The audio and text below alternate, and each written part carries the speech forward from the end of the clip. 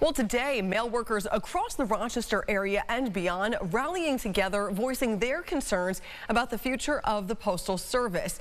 Now, this comes as leaders in the Trump administration have been floating possible plans to make major changes industry-wide.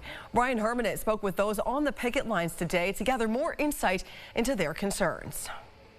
Over the last few days, thousands of letter carriers across the nation have come together to rally against a suggestion made by President Trump to allegedly overhaul the Postal Service. The union members that I spoke with here at the Rochester picket say many jobs are at stake if this proposal were to happen, and that they just want to be able to continue their good service.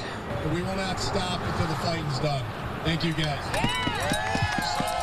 With signs in hand, cheering as cars drove by, postal workers in the Rochester area took part in one of many rallies happening nationwide against the possible privatization of the USPS.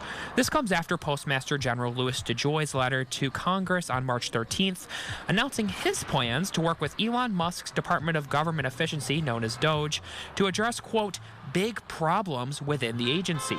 One suggestion made by members of the Trump administration, privatization. We're out here to say that would be quite devastating, not only to the workers, but the United States, to all our customers. Local union president Monique Mate explained to me specific ways in which privatization could change how we receive our mail.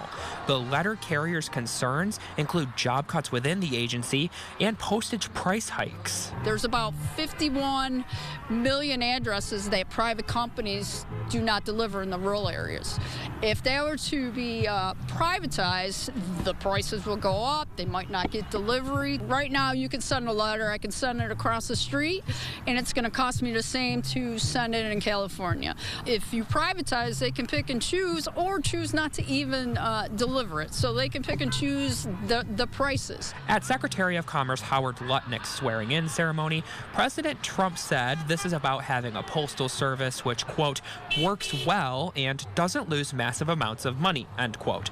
Monique says if the suggested changes were to happen, it would impact everyone. You know, it starts out with us, obviously if we cut days, you know, obviously they don't need as many postal workers, but then it trickles down to the local businesses and the price that they would have to pay and our local customers and everything. So.